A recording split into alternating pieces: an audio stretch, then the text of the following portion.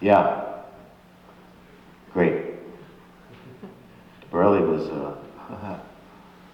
first time I saw Borelli, I was playing with John and Paco, probably 82 maybe, and somewhere within France.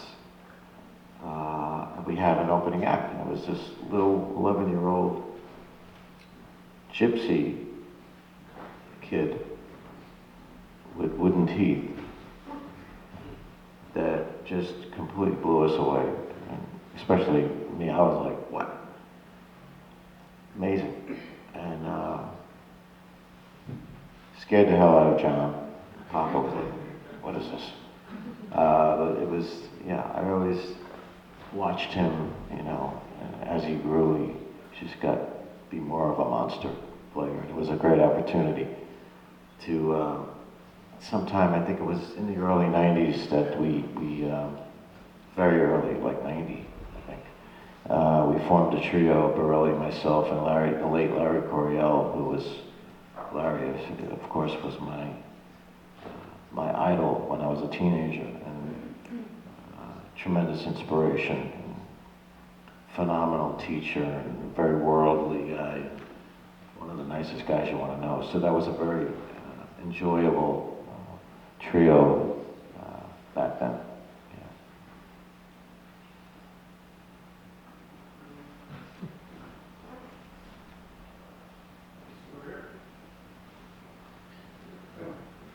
Hi, back there. I hope I can hear you. Yeah, when you're writing your music, you have a lot of density in your music, so like, can you demonstrate the basic chords and then how you build up to... Good question. Okay, so I never start with a melody. I find that for me, and I wonder how anyone else could ever possibly do it, if they do it, start with a melody. How do you apply the melody? I mean, you could sing a melody, go, oh, that's a nice melody, but it doesn't mean anything if the chord structure is not there. So, at least that's my universe, right? So I start, and I think most people also start with a chord structure. So I'll start with an arpeggiated. I like to break it out, and I find that part because I write the music, so I write that part first, and that part has to be, for me, the most interesting part. You know, because that's the one that also provides the rhythm. So it's not just, you know.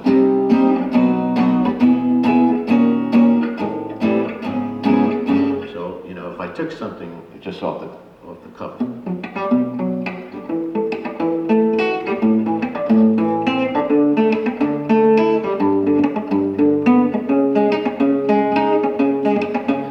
I might like that rhythm. So what I'm doing is I'm deconstructing the chord.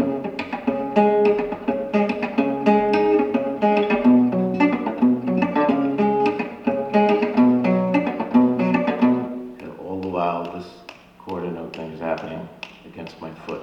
So if I find a progression that I like, and I find a rhythm that I can arpeggiate with,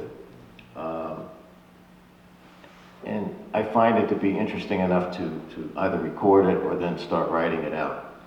Then the melody is like the tinsel on the tree. It's the more easy thing once you have something cool to work with. You know what I mean? So I always start with something like that. You know?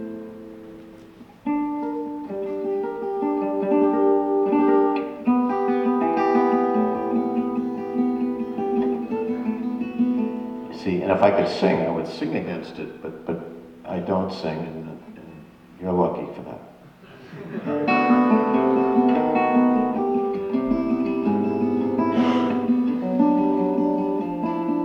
So if there's a lot of syncopation, a lot of, let's say, intricacy within the arpeggiated part, and then you have a counter melody that's not playing with that part. So now you have sort of like a classical-like counterpart. And then I write for the bass. I always no matter what. And even with the percussion, I never have two people out of, let's say you have four people play the same rhythm. I like to have all separate parts. So one example is a piece. So here's the 6/8.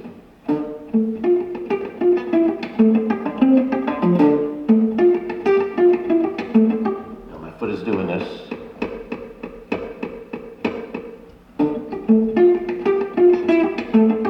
I could also tap it in 4 too.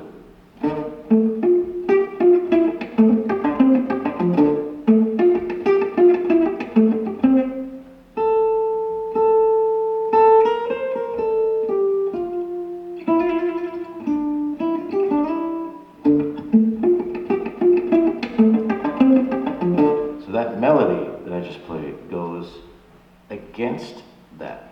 It's not with that, and that's really my concept also.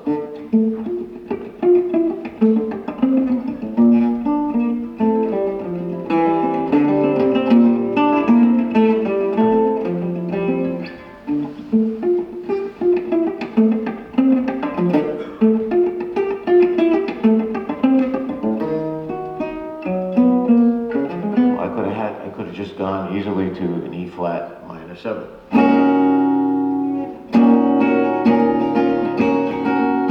I prefer to break it out.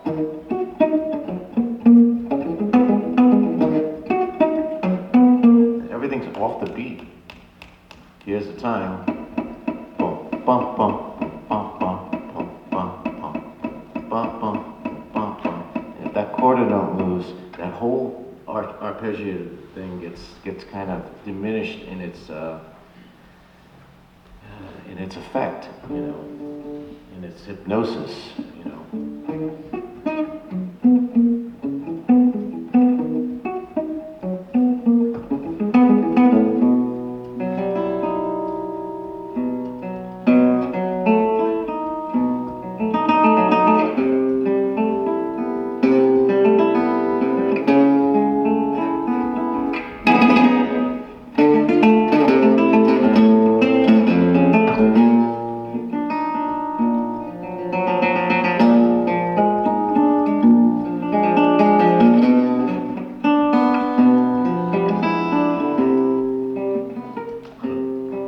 These nylon strings are wide.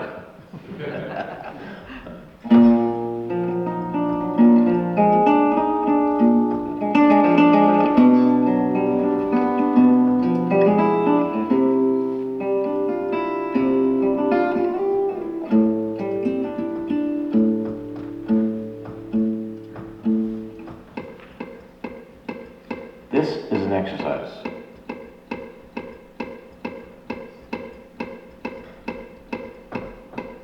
My ankle's killing me.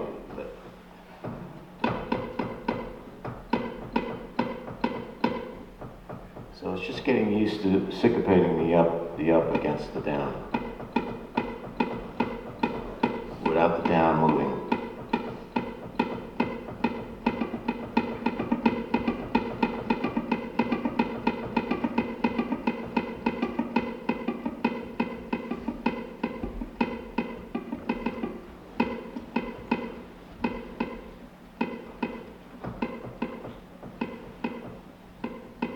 So just being aware that you have to be in sync with the foot. This is together.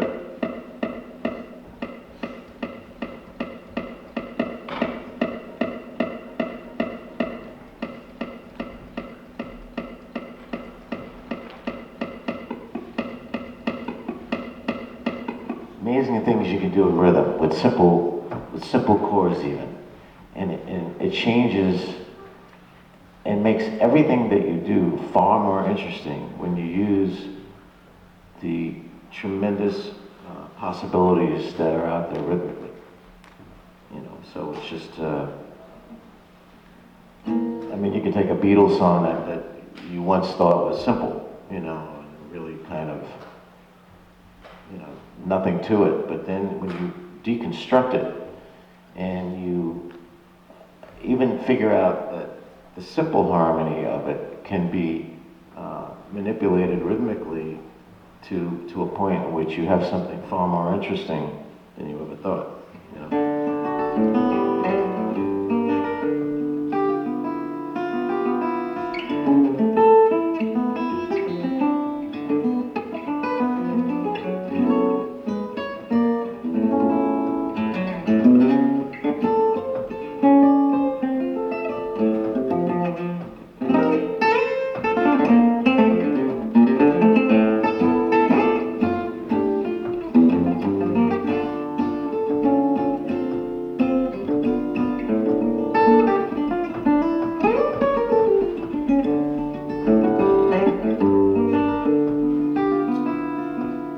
Basically, if you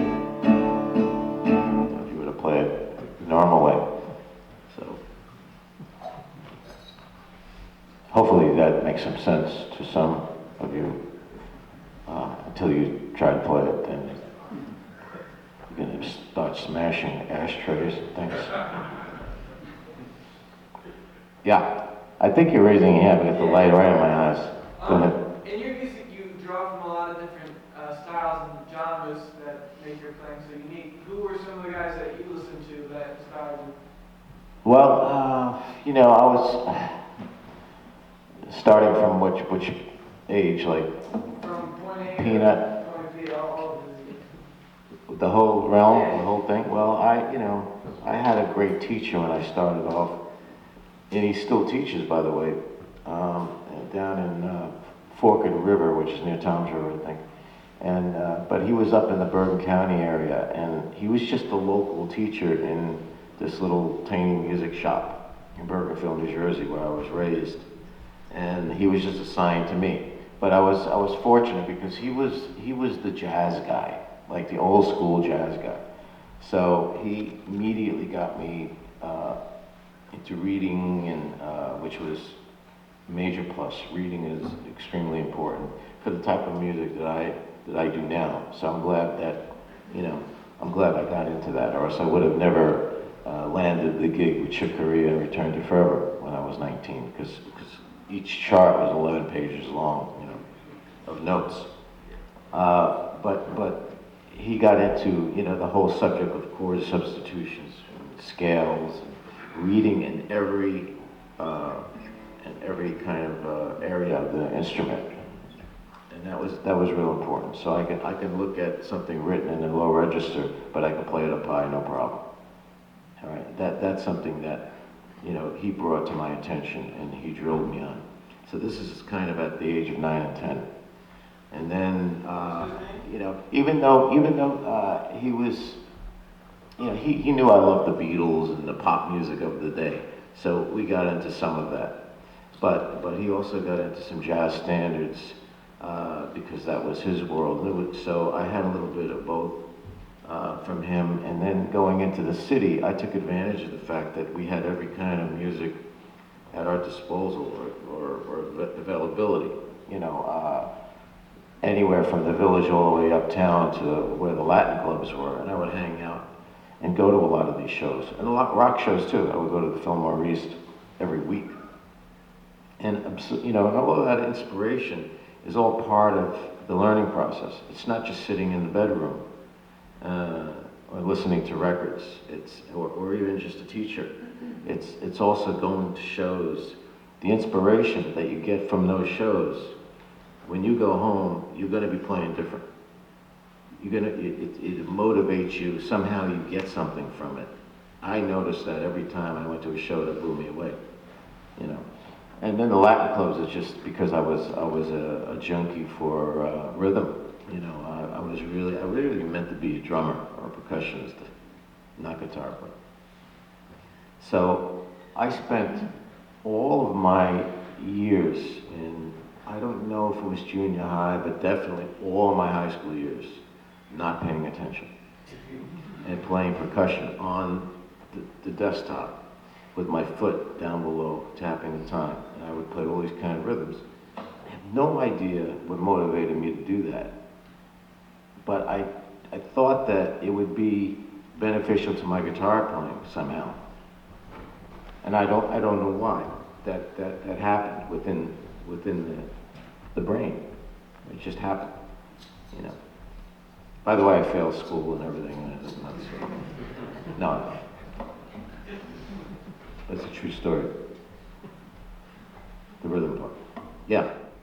Beautiful, emotional. And by the way, technical at the same time. It wasn't like sappy emotional. It was deep. But if you play it, it's hard to play. But it retained, let's say, you know, the thing that fusion music didn't have was that. Fusion music had maybe the cerebral excitement, but it never had that thing that went to your heart. It was only like intellectually maybe like stimulating because of the volume, the speed, and all of that. But Piazzolla had introduced me to what I was looking for. That's what I was striving for. Because really, I started with loving melody and being seduced by a song, and it could be as simple as the Beatles. I love that stuff today, like I did then. So here was a guy that was writing complex music with beautiful melodies that zeroed right in on the heart, but at the same time was challenging to play. I said, bam, that's the guy that's going to inspire me, and hopefully it rubs off in some of what I write, you know. And there isn't a day that goes by that I don't play some of what he does or think of him, you know, just as I would with the Beatles or something, you know, or just you might do with Django, you know. And I do think of Django, but not every day, maybe every other week. Respectfully, I mean, totally. But Django for me is from the really cool licks and the cool playing side of things. And I got very influenced early on, even with Chick Corea, because the compositions were equally as important as some of the fact that there was a lot of technique and really good execution involved. So I come from a composition band, doing that thing. And then the influence of Piazzolla, let's say 15 years later, was really the capper, you know. But there was all a connection anyway, you know, between all of our worlds, whether it's Django meets Piazzolla, Piazzolla meets Korea or whatever. There's an interconnection of beauty and aesthetic, without a doubt, you know. So it's like if I were to play tomorrow with the guys and they're playing what they play, you know, so darn well, and I'm gonna love it, but there's gonna be times I'm gonna infuse my little rhythm thing that's totally not Django, but it works, and that's what makes it interesting. It's like what Paco did when he came into my world, out of his comfort zone in Spain. When I first learned of Paco, and he was really known in Spain as the new hotshot. He was the Django of the Spanish flamenco world, right? And that was going back to '74. And a few years later, when I was making Elegant Gypsy, I was fortunate to just, you know, I mean, we start with a dream, we start with an idea, and making that idea or that dream come true, like Stefan has with organizing this great event tomorrow night. That was something he thought of, and he made it happen, you know. So I had this idea of, you know, bringing Paco over to the States and doing a duet with him. And definitely for him, it was, and even for me, it wasn't a comfort zone thing. Like me playing in the Django world, it's not my world, but I totally respect it and love it. So there is some similarities of the story, you know. And anyway, he comes in and he was completely nervous beyond belief, and he needed a little bit of you know, cannabis to help him. Not a little bit, but I mean, he was shaking. The first day we didn't get a take. But the second day he came in, a friend of mine got him some of the stuff that he likes, and he was like totally relaxed, feeling wonderful, and it was the first take that we got that landed on the record, Mediterranean Sundance, thanks to Mother Nature. If I had smoked it, I wouldn't have gotten anything done. It doesn't work for me. Yeah. What do you do to build up your velocity and technique? Did you have special techniques for that? Is there anything that we can, apply to our Django? Well, it's I come from an alternate picking school, which I don't know if. Yeah, very much so. I mean, there's some. Yeah. A lot of downstrokes. There's a lot of downstrokes. Yeah. Which angle, right? Yeah, right. The speed Okay. is older. Well, with me, it's a lot of alternate. So. Well, there is a lot of alternate in Django when you play, especially fast. But the emphasis on down. Well, definitely with the rhythm. Right, definitely. You're not doing a lot of upstrokes and that stuff. It's dun dun dun dun dun, right? Yeah. Mostly. Okay. But for picking lines, you mean just to play lines? To play them fast. I mean, that stuff is so fast. Yeah. I can identify with, as quickly as you play. We have to play as quickly, some of the Django stuff. Well, why don't you come over here? Let me see what you're doing. No, not me. Come on. Come Come on. When you were playing with Pirelli, did you have a problem coordinating? Sorry? When you were playing with Pirelli, did you find that you guys, it took a while to get the timing coordinated?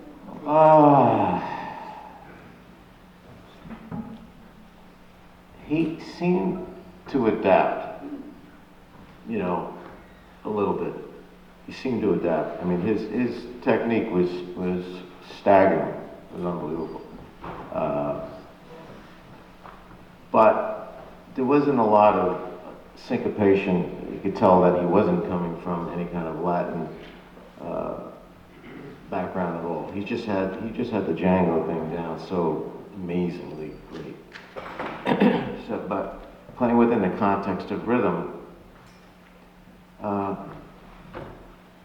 he played like he plays. You could tell he comes from that school. But it worked. But it worked within the trio. He was very musical. And Larry kind of was in between, let's say. You talked about not to be able to see it before. I'm a bit rare in Gypsy jazz world myself. I've played some flamenco and Gypsy jazz, so I'm wondering like the influences that he had. I knew that he brought him to the States, you were saying, right? So was it something that you knew already about him, like the rhythms that he played, the flamenco, the tanguillos, those rhythms, were those the way you connected? Nah, we just kind of looked at him like, a great player, and we're gonna make something out of this somehow. Okay. Because the rhythms that you play, they have that tanguillo, that African-based, sound, and the Spanish flamenco, bulería, and some of those 12/8, 6/8 rhythms. I know. Yeah. So you're aware of all those rhythms, that's what I was wondering. Well, I was aware of it only through Paco, that all that stuff, but I don't. It's totally not the Django world, that kind of stuff. But with different gypsies, different camps, different food, different wine. But both great, And what makes it interesting is when you have players merge and one guy comes from over here, one guy comes over there, and you try to make something, and maybe you make something new as a result. Yes. Could have a bunch of flamenco players playing together be far less interesting than having John's influence of a little bit of the Indian stuff and whatever it is that I do. Luckily I was playing steel strings, so that brought a different sound, to when they both played nylon, two different kinds of nylon, and so three different players from three different schools, you know, somewhat. Especially Paco is really hardcore flamenco. It made it interesting, maybe more interesting than if you have three of the same guys. And it was, and there's some pain involved because you're out of your comfort zone, you know, and through that pain you grow. Without that, I mean, when I'm with my group, I'm probably not growing at all. You know, I'm just doing what I do. But if I'm with a group that's kicking my ass, you know, you have to come up with the goods. So that's what that trio was. That trio was. We had an audience, quite a big audience, but we were playing for one another because one guy would take a solo and I'd be like, "Holy Christ!" And I'd be like, "Oh shit! Now how am I gonna play? Okay, I gotta come up with something that's gonna blow him away." And then the next guy would do the same, and we would reach, man. And you need that sometimes. You need to play with players that are sometimes better than you to grow. There's nothing wrong with that. It's just courage. A question. I'm a bandoneon player. I've played DiMeola for like 10 years. What do you play? Bandoneon. A bandoneon? Yes. You have it here? No. I love bandoneon. I love DiMeola's music, of course, and it goes straight to your heart. But I find it very interesting because that music is, compared to the other Latin music, rhythmically not complex. And I think that's actually the main reason why it's so touching, because you can focus completely on the melody and the groove that's there, but it's not complex. How do you feel about, do you miss the complexity, the rhythmic complexity? You know what? Come a little closer, if you could, because it's a good question, and I want to make sure I hear everything clearly. All right. Where are you from, by the way? I'm from the Netherlands. Netherlands, okay. How did you pick up the bandoneon? What's the instrument? The bandoneon it's a German instrument made by a guy named Henry Bando. And it was an instrument that was made for small churches. Instead of the church organ, they wanted to come up with some kind of instrument that's smaller, so he was really kind of trying to emulate the sound of a church organ. But really it's like a cousin of the accordion. It looks like an accordion, but it's all buttons. And it has no relation to the accordion in terms of how you finger it. So if you know how to play great accordion, you will not know how to play the bandoneon, vice versa. But the sound of a bandoneon blows away an accordion. It just has a much deeper bass, very rich sounding, very hard to play, actually. Am I right? Not really. Not really, see? He plays the other No, but I mean, I also instruments. play violin. Violin is much harder to play than bandoneon. See, that's why you should have brought your bandoneon, so you could show us how easy it is. Well, no, it's not easy, but compared to violin, I mean... Violin? Violin is much It's not harder. in the same camp. No, okay. Well, what about accordion? That's probably the same kind of difficulty. The same difficulty? Yeah. Okay. Then Piazzolla lied to me. I know that he said that. No, he would. I got to know Piazzolla, and he was always like kind of, you know, making excuses for the sound of the instrument. I thought it was like after a while boring, but he wrote so amazingly well. You know. Unbelievable. Jeez. But do you miss the rhythmic complexity in his music? Because it's much less rhythmically complex than the stuff you were playing, for example. Well, I'm syncopating the hell out of, you know, anything that I play. So if it's a Piazzolla piece, I won't play it as written, you know. I think I heard you recording Oblivion, right? Did you record that? I didn't play Oblivion, but I have played Oblivion. And by the way, you know, like that part.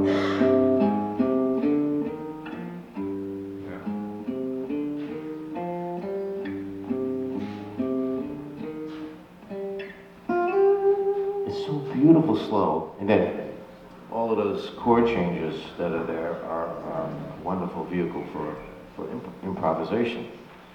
So we do that. Or he could have a song like this.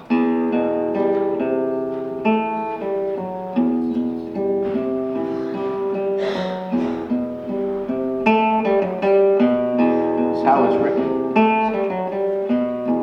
Immediately, I will look at that on the paper, and without even thinking, I just play it.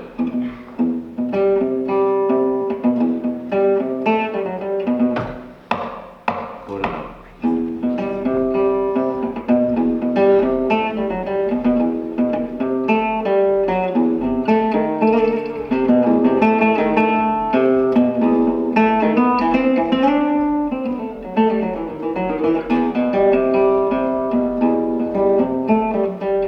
You know what I mean? It's just more interesting to me that way. But I'm just bringing my own personality into it. I also love the way he does it. Or if I did it like I did a Beatles record in honor of Lennon and McCartney, I love this music, but I did the same thing, you know, basically. I still love the way they did it originally a lot, but if I had done exactly what they did, it would be corny as all hell, you know, especially because I don't sing. Have you ever, like, when you were composing, A felt little louder I'm because sorry. I had years and years of Marshall amps and walls. Go ahead, louder. I was just wondering if ever, while you were composing, you got to a point where you felt that you wanted to have a vocal component to it, that you would like to add, they were missing. Well, then the focus goes on the vocalist.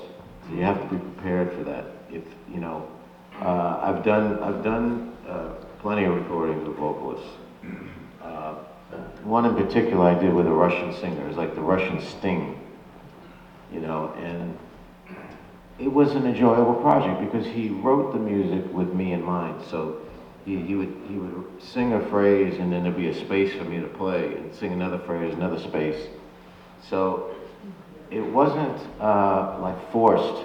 I had plenty of expression room to do that kind of thing. But then, you know, as soon as a vocalist is on it, it's really, he's the center of attraction. It's like guitar. Guitar is the voice in an instrumental record, primarily over piano or over any other instrument for that matter. It's the second most expressive instrument, sorry bandoneon player, in the world. Why? Because we can glissando, we can bend notes, we can play chords, we can do everything. You could do a lot of that on a bandoneon.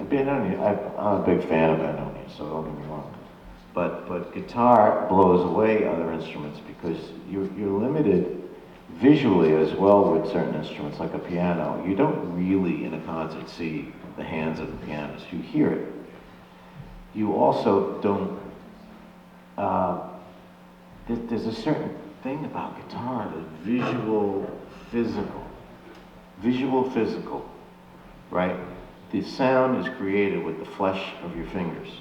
The flesh is touching the actual substance that the sound is coming from, right? You don't have that with a piano. Piano, you hit this wooden thing, or I guess it's wood. It could be an elephant tusk, and it's connected to a long rod that goes all the way down with this hammer with felt on it, about half a mile down, right? So there's a disconnect. No one ever talks about this, but I love saying it, even though I could get shot. And the same thing with any kind of woodwind instrument. I mean, you blow into something and the sound comes out of a hole, you know. There's something about the physical visual of a guitar. And the amount of things that we could do phrasing-wise, you know, not to mention on brass instruments, you cannot play chords. Not that I know. And if we were not able to play chords on a guitar, it would really suck. So we can play melodies expressively like a singer. Singers, in my opinion, are the most conveying of emotion. Guitar is second. Bandonia's close. A close third. If you weren't here, I wouldn't have to say that. I love Bandoneon. Oh my God. It's a beautiful instrument. But, you know, it's, where do you get a Bandonion in New Jersey? You don't go to the shop and get your Bandonion fixed. You have to go to Argentina. Well, you can go to Germany too. And they have other systems in Germany. Yeah. They use other systems. So are you good? I mean, Yes, he's good. is he great? Yeah. At every instrument. Well, we have to talk. Where do you live in New Jersey? The Netherlands. You live in the Netherlands. Did you come all the way here from the Netherlands? Yeah, I played the festival, that's why. How many Trump fans here? Come on. No one would admit they're a Trump fan. Isn't that amazing?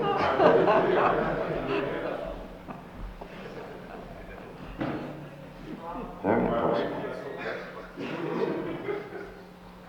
Does anybody have any like water, like Fiji water?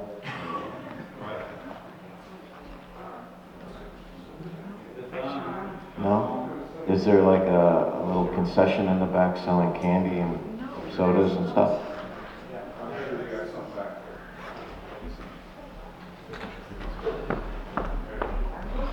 Oh, great, thank you.